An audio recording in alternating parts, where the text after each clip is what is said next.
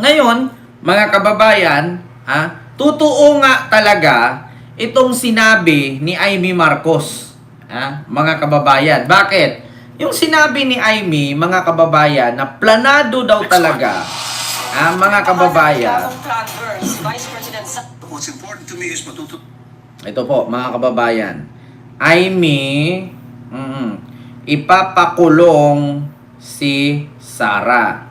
Ito pakinggan ninyo mga kababayan. ng paaresto ng International Criminal Pinagdududahan ni Senator Amy Marcos ang appointment ni Boying Rimulya bilang bagong ombudsman. Actually, mga kababayan, gusto ko lang pong in my own point of view ito, in my own opinion ito, reaction ko ito. Alam niyo, sa totoo lang, ito si Amy, dapat dito kasuhan din yan eh. Bakit? Alam na ni Amy lahat ng sikreto ni Sara. Alam ni Amy. Biruin nyo, hindi pa nag-umpisa itong reklamo dito sa ombudsman ng Civil Society Group. Hindi pa nag-file ng affidavit si Madriaga. Alam na ni Amy na makukulong si Sara. So, ibig sabihin, alam ni Amy na may kaso, alam ni Amy na kakasuhan si Sara, bakit mas pinili niyang kampihan? Bakit mas pinili niyang ilihim? Alam niyo ba, mga kababayan, na meron tayong batas na kapag ikaw ay kumampi sa kriminal, madadamay ka? May ganyan, kapag meron tayong batas na kapag nagtago ka ng pugante, di ba madadamay ka? Alam nyo dito kay Amy, walang delikadesa, walang kredibilidad to si Amy, mga kababayan. Matagal nang alam ni Amy na si Sara ay maraming gusot. Matagal nang alam ni Amy na si Sara ay maraming anomalya. Pero anong ginawa niya? Mas pinili niyang kampihan, di ba? Walang delikadesa, walang credibility. Nagsenador na wala namang credibility. Di ba? Kita ninyo, mga kababayan? Suspecha niya, planchado na talaga aniya ang plano na mapakulong si Vice President Sara Duterte. Suspecha. Hindi yan suspecha. Diyos ko, alam mo yan, pinagtakpan mo lang. Ganun yun. Hindi suspecha yan. Alam mo. Alam mo naman ang... Diyos ko, Amy, tinagtad din kayo ng kaso noon. Alam mo yan. Bakit? Biruin mo, kasama mo si Sara sa Cebu noong kamit ninyo yung Chinese na Pogo owner sa Cebu. At doon sa mga sinabi ni Madriaga, nag-match mismo na tumanggap si Sara ng pera mula sa Pogo at tumanggap si Sara ng pera mula sa mga drug lord. So, bakit mo sasamahan kung alam mo naman na tad-tad na ng kaso yan at alam na alam mo mismong ikukulong siya? So, ibig sabihin, alam niya yan. Continue natin, mga kababayan. Dignan nyo, mabibisto siya dito. Nasa frontline ng balita niya, si Dave Abuel. Alam niya, Amy, yan. Bago pa man italagang ombudsman si Justice Secretary Boying Rimulya, natunugan na raw ito ni Senator Amy Marcos. Si Senator Amy ang nagsampa ng kaso kay Rimulya, kaugnay ng pagkakaaresto kay dating Pangulong Rodrigo Duterte. Kalaunan, ibinasura rin niya ng ombudsman. Kasi nag-tumbling ang ombudsman. Nag-tumbling para i-dismiss yung mga kaso. Dismiss kagad, lahat baseless. Pagkatapos mag-issue ng clearance. Talagang kinakala ng todo. Alam mo, sa totoo lang, Senator Amy, huwag ka nang mag-file ng kaso kasi bakit? Hindi ka naman nakapag-graduate. Wala ka naman diploma. 'Di ba? Alam mo, kung alam mo sa sarili mong makulong talaga si Boying, dapat hindi ganyang kaso ang ikinaso mo sa kanya. Alam ng sambayanang Pilipino na si Digong ay guilty sa kasong crimes against humanity. May warrant. Tapos kakasuhan mo si Boying kasi kinidnap si Digong. Putang ina, Amy. Kung si Boying lang ay tarantado, pwedeng ibalik ni Boying sa'yo yung kinaso mo sa kanya. Hindi nga sana ngayon ikaw yung nakakulong. Di ba? Kung si Boying lang gahaman sa power, gahaman sa pwesto, kung tarantado si Boying, lahat ng mga nagkakaso sa kanya, pwede niyang balikan yan. Biruin mo, kakasuhan mo si Boying kasi kinidnap si Digong, alam naman ni Boying at alam ng sambayanang Pilipino na may warrant. Ano bang gagawin kapag may warrant? Di ba hulihin? At saka hindi ka naman bibigyan ng warrant kung hindi ka hinatulan at hindi ka guilty. Di ba? Napakasimple lang yan. Hindi ka mababaan ng warrant kung ang mga ebidensya ay putyo-putyo. Alam ni Amy yan kung anong ibig sabihin ng putyo-putyo kasi ganun siya. Yung inasimbol, asimbol yung itsura.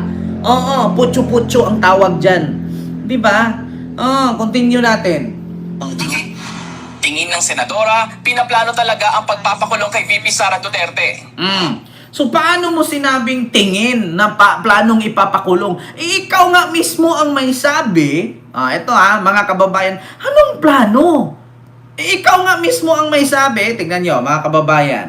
Ito, pakita ko sa inyo Sara, tad ng kaso.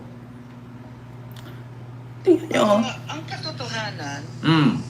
ay Mm. maraming kaso nakapila Oh. kay VP Sara, no? Wag ka nang magmaang-maangan, Amy. Na plinano ni Buying na ipakulong si Sara. Ma'am Tet, hello po sa iyo dyan, ma'am. Wag ka nang magmaang-maangan. Ikaw mismo nagsabi, Ang dahil-dahil niyang kaso. Oh. At hindi natin masasabi Oh. na kumbaga walang accountability. Magaling sa bunganga niya. Ang sarap mo pakainin ng papel, Amy. Apakasinungaling mong hayop ka, kahaba-haba ng baba mo, kaya hindi ka binigyan ng magandang hitsurang hayop ka.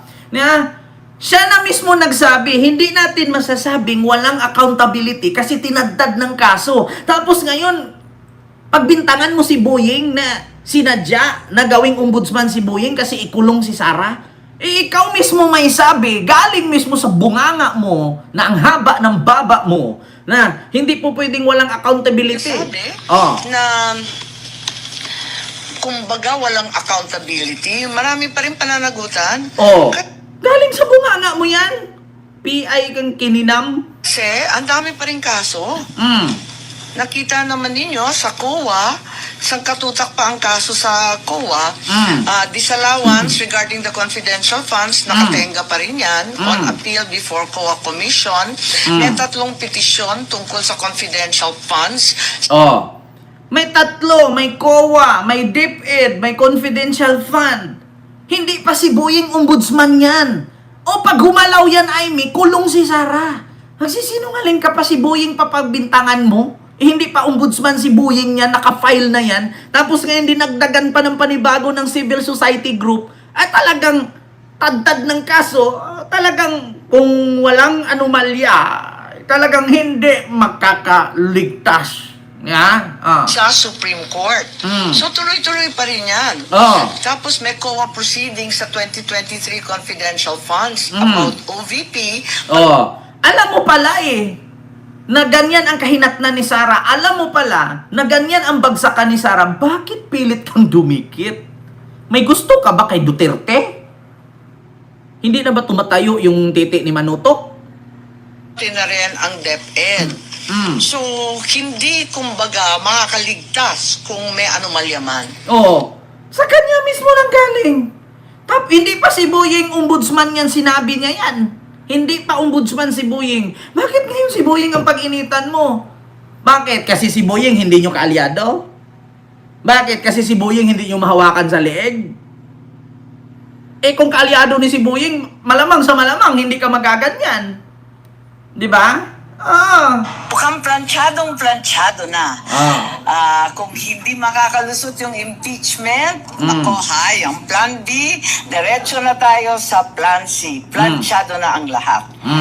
Naninindigan naman ng Malacanang sa pagkakatalaga kay Remulla bilang ombudsman. Hindi raw ito para tugisin ang mga kalaban sa politika. There's always a process and a very stringent process required under our constitution, and then Secretary Remulla went through that process, and he was vetted by the JBC and appointed by the president. So I don't believe there is basis to that concern. At the end, di ba, mga kababayan? So sa madaling salita, isa lang talaga masasabi ko. Magpapalit yun talaga ako pag nakulong si Sara. Mark my word. Yung malaki talaga, yung crunching-crunchy yung balat. Alam mo yung paghiwa mo pang ganun, umuusok pa. Putang ina, ang sarap. Inaantay ko yan. Inaantay ko talaga yan, mga kababayan. Alam nyo yung mga bobong DDS, mahihirap, walang pang lechon, walang pang sports car, bobo pa rin. Diba? Naku putang ina. Excited na talaga ako, mga kababayan. Excited talaga ako. Kailan kaya makulong si Sara? Pag nakulong talaga, I'm sure mga kababayan, magpapalitsyon talaga ako. Mark my word. Ang sarap magpalit. Diyos ko. Sisi, wala yung lechon na yan. Si Mima nga, inuperan eh. Sisi, wala yung palitsyon na yan. Magkano lechon nga? 10,000, may lechon ka na. Si Mima nga 70,000 plus 30,000 plus kundo. Gawin kang angkor sa SMNI. Potang ina, Mima. Dapat tinanggap mo yun, Mima tapos birahin mo ng birahin si BBM. Saan ka pa? Tapos, pag nabayaran ka na unang payroll, ikanta mo na. Diba? Ngayon, dapat yan ang inano ni Senator Robin. Of the day, after the president receives the recommendation from the JVC, it's still the decision of the president. Chupayeng, Ang hilo po. Liberal Party, Ang umaasa Vanilla makakuli Ice. ni Remulla ang mga korap. Nakabantay daw sa mga kilos ng bagong ombudsman. Si House Infrastructure Committee Co-Chairperson Terry Ridon naniniwalang mapapatatag ng appointment ni Remulla ang pagkakaroon ng accountability, lalo sa mga sangkot sa korupsyon sa flood control. Isusumite raw nila sa ombudsman ang lahat ng transcripts, dokumento at mga ebidensya ng kanilang hearing. Agad namang kinondena ni Davao City 1st District Representative Paulo Duterte ang bagong posisyon ni Remulla. Pero dahil sa dami raw ng problema ng mga nakaupo ngayon, kailangan nila ng tulong para mapagtakpan daw sila. Yan ay kahit na tila pangungutya na ito sa konstitusyon. Pangungutya ko sa konstitusyon or mabisto lang yung mga tinatago ninyong sikreto? Diba? Ay nako, Diyos ko, mga DDS. Huwag nyo nang ipaglaban yung utak ninyong mga kabubuhan. Alam nyo kung bakit? Sa totoo lang, hindi nyo ba napansin, kadalasan sa mga Duterte, pag pumutak, bumabalik sa kanya. Bumabalik sa kanila. Diba? Napansin nyo yun? Kaya sa totoo lang mga kababayan, matagal nang alam ni Aimee, itong mga katiwalian ni Sara, tinago niya lang. Ang tawag sa ganitong politician, walang credibility. Sinungaling. Alam naman natin yan mga kababayan na ang sinungaling, kaibigan ng magnanakaw yan. 'Di ba? Ang magnanakaw, kaibigan ng sinungaling yan.